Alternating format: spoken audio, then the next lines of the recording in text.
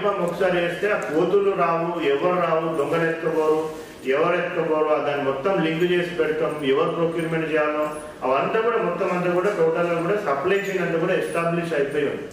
So దొంగతనం చేసే chance లేదు, కోతులు వచ్చి దాన్ని తినే ఛాన్స్ లేదు.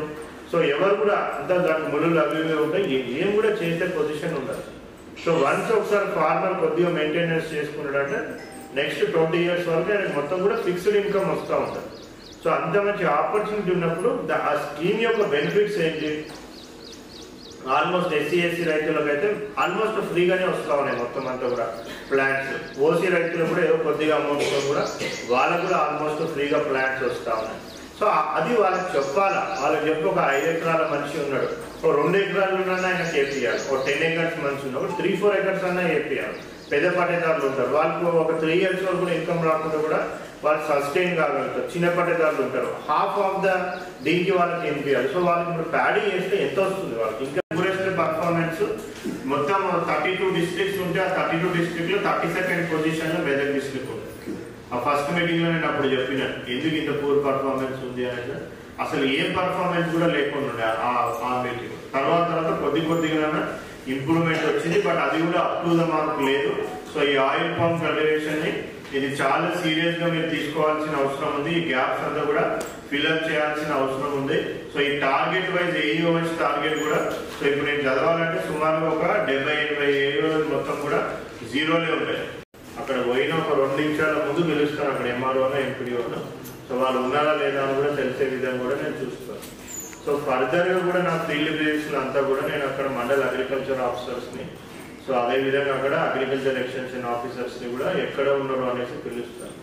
సో అన్అథరైజ్డ్గా ఎవరన్నా కానీ పర్మిషన్ తీసుకోకుండా, సో వితౌట్ రిటర్న్ పర్మిషన్ ఎవరన్నా కానీ అన్అథరైజ్డ్ యాబ్సెన్స్లో కనిపిస్తే సో వాళ్ళు ఎంత పెద్ద ఆఫీసర్ అన్నా కానివ్వండి, సో ఇమీడియట్గా వాళ్ళ మీద యాక్షన్ ఉంటుంది. జస్ట్ వాళ్ళకి ఎంత ఇన్కమ్ వస్తుంది, సో దీంతో నెక్స్ట్ 20 years లో వాళ్ళకి ఏ విధంగా వాళ్ళకి ఇన్కమ్ ప్రాస్పెక్ట్స్ పెరుగుతాయి. సో ఇవన్నీ కూడా వాళ్ళకి చెప్పి మనం వాళ్ళని చేంజ్ చేయాల్సిన అవసరం ఉంటుంది. సో అది ఆయిల్ పామ్ కూడా క్లియర్ కట్ గా మీరు లాస్ట్ టైమే కరెక్ట్ గా ఆయన చెప్పినట్టు చేసింటే లాస్ట్ ఇయర్ ప్రోగ్రెస్ బాగుంటుండే, ఈ ఇయర్ కూడా మనకి ఇంత పూర్ పర్ఫార్మెన్స్ లాగా ఉండకపోతుంది. సో ఇప్పుడు ఈ ఇయర్ ప్రోగ్రెస్ కూడా చూస్తే మనకి టోటల్ గా మనము రిజిస్ట్రేషన్స్ చేసినాము 1600 acres కి 1677 acres అంటే 546 అప్లికేషన్స్ మనకి వచ్చినాయి. 1677 acres లో మనం రిజిస్ట్రేషన్ చేసినాం. అంటే మన టార్గెట్ కి ఆల్మోస్ట్ మోర్ దాన్ 50% రిజిస్ట్రేషన్ చేస్తాం. ఇంకా కూడా 2500 మనకి టార్గెట్ ఉంది. తర్వాత మీ పర్ఫార్మెన్స్ బాగలేనప్పుడు నేను చార్జెస్ క్లెయిమ్ చేసి సస్పెండ్ చేసినాక వచ్చి నా దగ్గరకు వచ్చి మళ్ళీ రిక్వెస్ట్ చేయొద్దు. సో నేను ఎవరి మాట కూడా వినను, ముందే చెప్తున్నాను. పర్ఫార్మెన్స్ అన్నదే నాకు ఇంపార్టెంట్, వేరే ఏది కూడా ఇంపార్టెంట్ కాదు. సో ఈ పర్ఫార్మెన్స్ ఒకటి ఇంప్రూవ్ చేయాల్సిన అవసరం ఉంది. సో మళ్ళీ ఇది డీటెయిల్గా మీకు ఆల్రెడీ చెప్పినాను. సో ఇప్పటికీ ఎన్నో చెప్పాల్సిన అవసరం కూడా లేదు. ఇప్పటికి ఇది ఫస్ట్ ఇయర్ మనం స్టార్ట్ చేస్తుంది కాదు.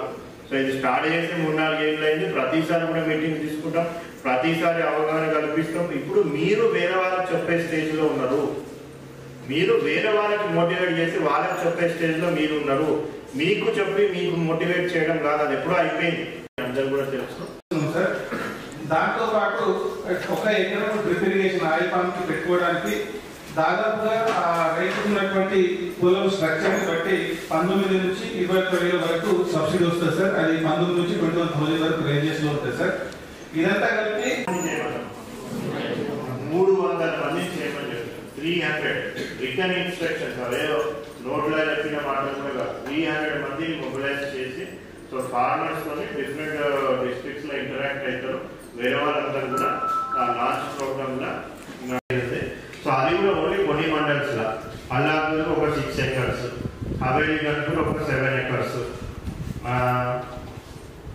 నిజాంపేట ఒక 15 acres, రేగూడ్ ఒక 10 acres, శంకరంపేట ఒక 9 acres, Shivampet 7 acres, Tekmal 2 acres, Toopran 3.2. ఎల్దు ఫార్మర్స్ కి ఎట్లా అవేర్నెస్ క్రియేట్ చేస్తున్నారు. సో ఇవన్నీ కూడా మీరు చెక్ చేస్తూ ఉండాలా. సో ఇన్నోవేటివ్ గా ఆలోచించి ఇప్పుడు మా రైతులు